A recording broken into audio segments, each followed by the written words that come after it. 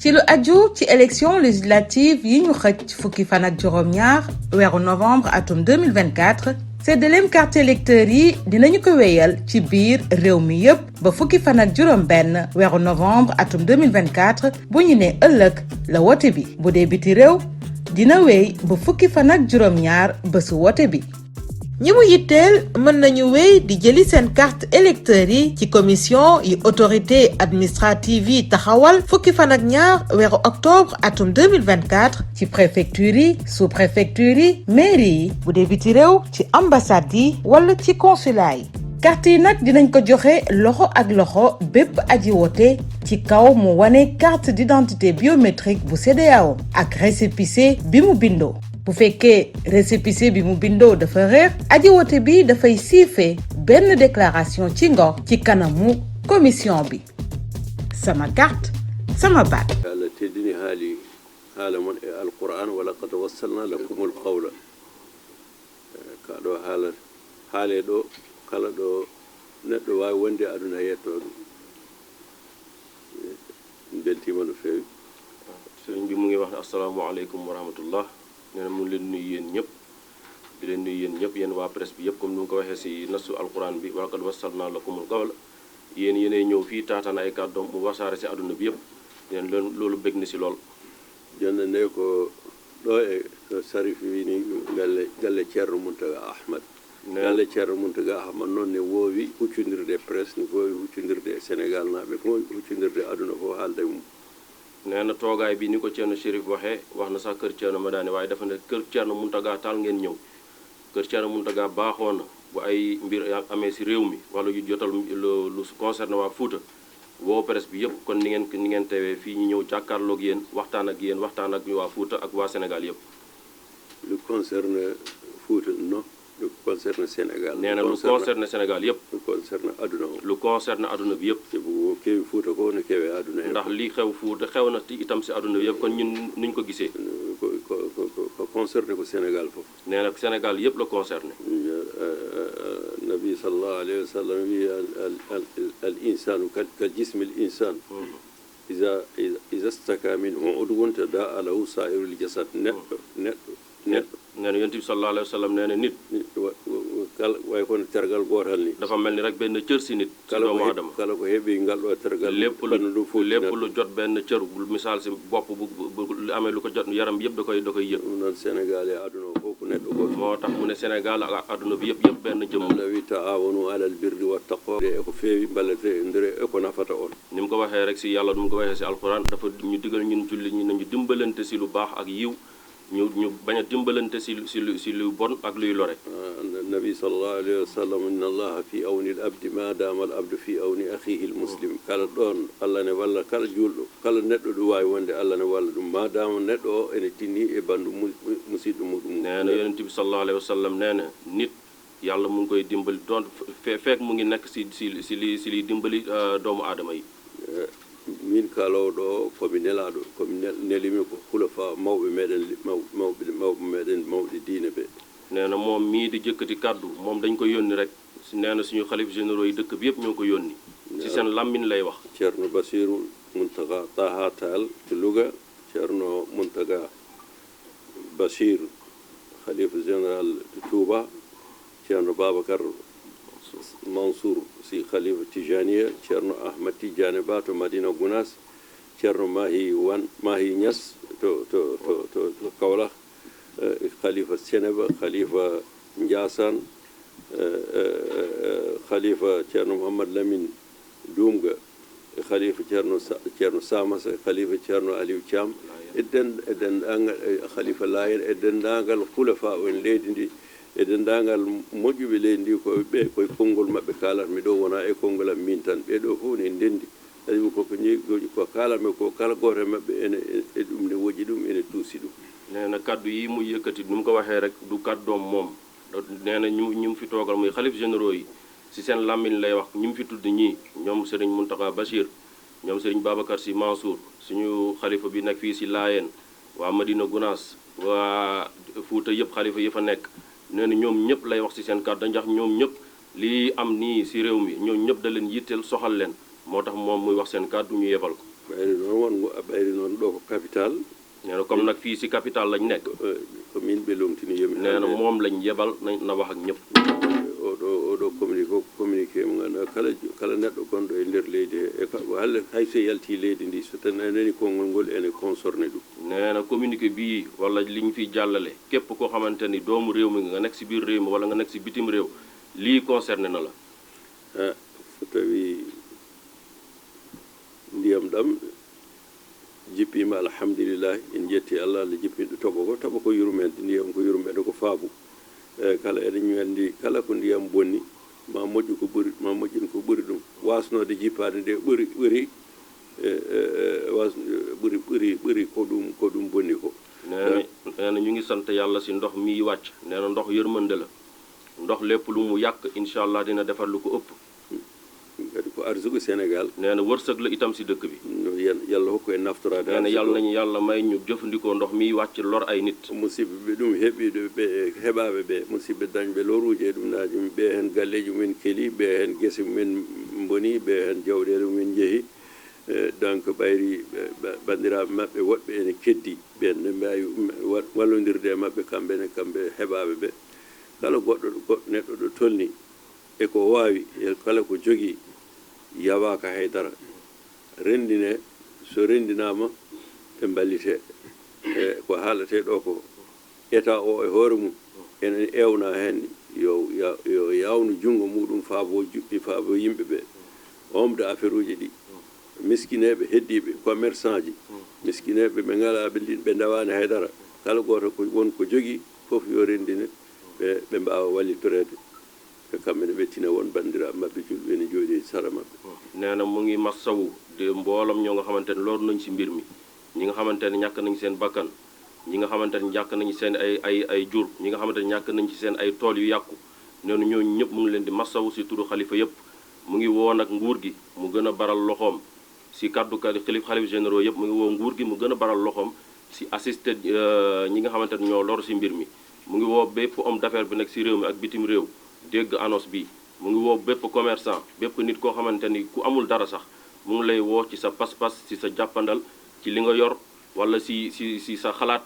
lu mu gën a gaawee ñun ñëpp ñu booloo fas yéene jëm jàkkaarloo ak lii nga xamante ni mu ngi lor suñu ay mbokk sénégalais non satara musliman satarahullahu sa suuri neɗɗo noon allah wokkuma ni sutura ko ɗum ɗo noon koɓe heɓaɓe koɓe jeeyaɓe ndewen hen allah goto men fof ko allah hattane ɗum waɗa hen nee na ni ko yonti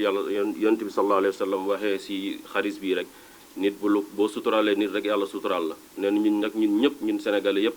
nañu booloo jaamu si lii yàlla bu ñu si jaamoo yàlla ñun ñëpp dinañ am si yool li si am ko rendinde ko noon so tawi woodi ko allah walli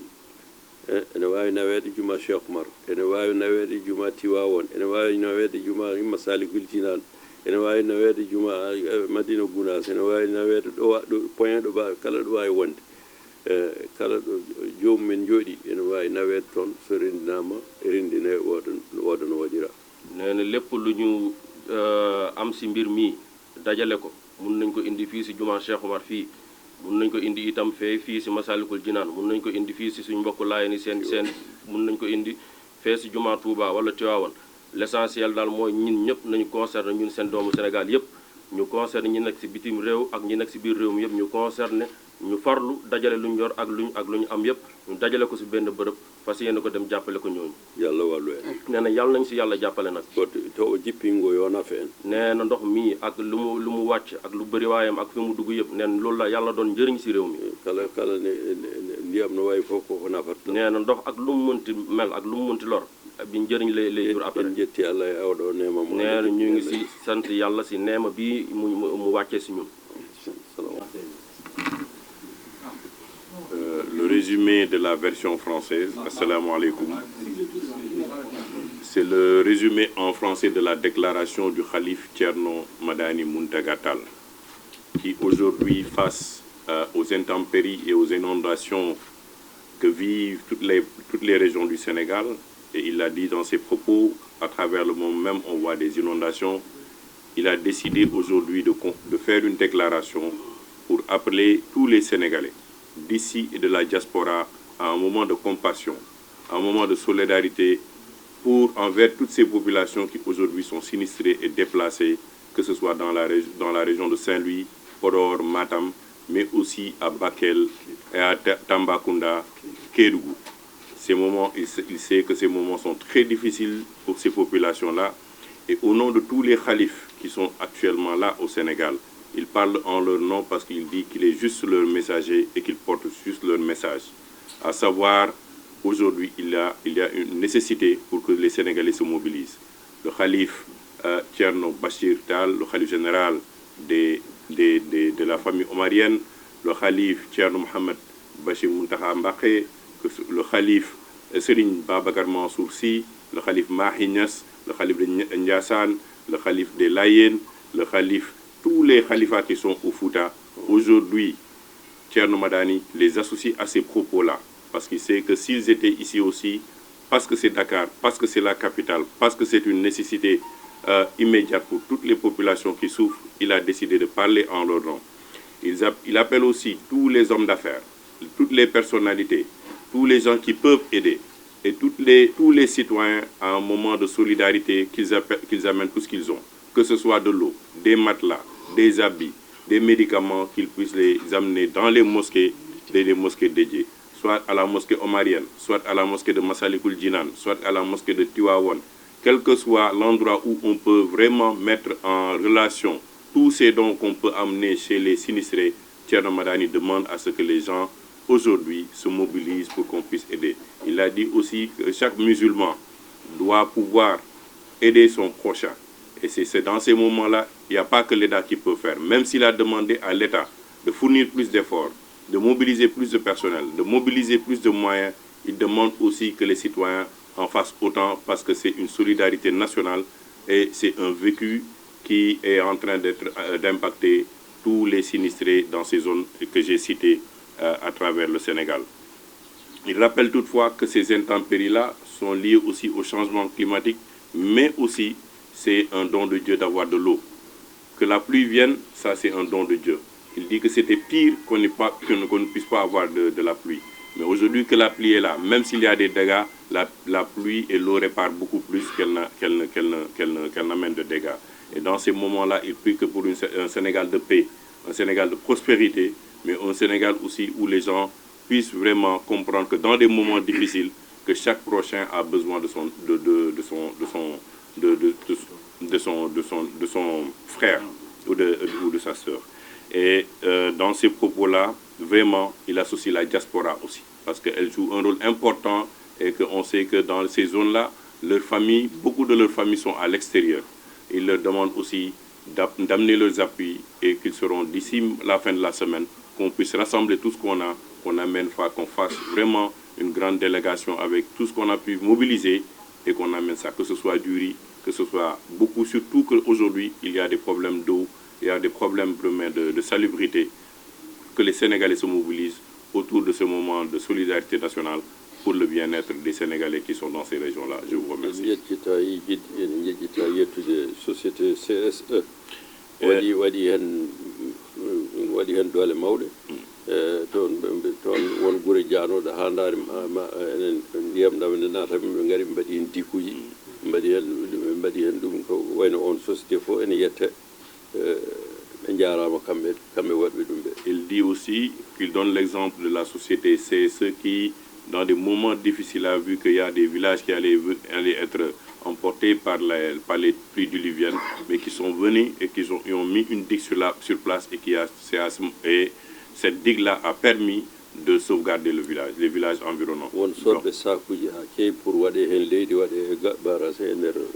il a dit aussi beaucoup de volonté, de personnes de volonté ont acheté des sacs de sable, ils ont offert là-bas, dans ces régions-là, pour pouvoir vraiment freiner les inondations dans les foyers. Et ça aussi, il remercie toutes ces bonnes volontés-là qui se sont manifestées très tôt pour amener leur appui.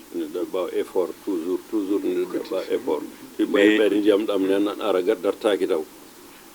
Mais malgré tout, il dit qu'il faut plus d'efforts, plus de solidarité, parce que l'eau continue d'inonder les villages, continue de récupérer des habitations Donc, il faut que les gens se mobilisent le plus rapidement possible.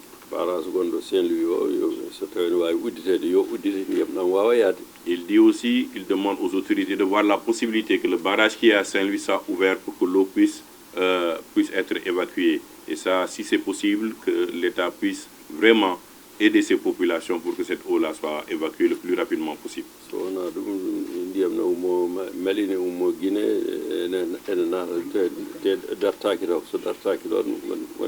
Oui, et puis il dit qu'il y a beaucoup d'eau qui vient en concours du Mali et des pays avoisinants. Donc si cette digue-là n'est pas ouverte, il pense que les difficultés vont continuer pour ces populations-là. Qu'Allah nous préserve, qu'Allah préserve le Sénégal et toutes nos prières aussi pour ces personnes sinistrées. Il dit qu'à la fin de la journée, quand on regardera avec le temps, ce sera la paix et vraiment on va reconstruire ces villages-là. Il dit qu'il remercie toute la presse parce qu'ils se sont mobilisés vraiment pour porter son message, pour porter le message des khalifes généraux aujourd'hui qui sont soucieux de tout ce qui se passe aujourd'hui dans les régions inondées au Sénégal et qu'il vous remercie pour votre présence, mais aussi pour pouvoir être dans des moments de compassion, les relais pour ces populations sinistrées, entre ces populations et aussi les autorités pour que des moyens soient dégagés le plus rapidement possible.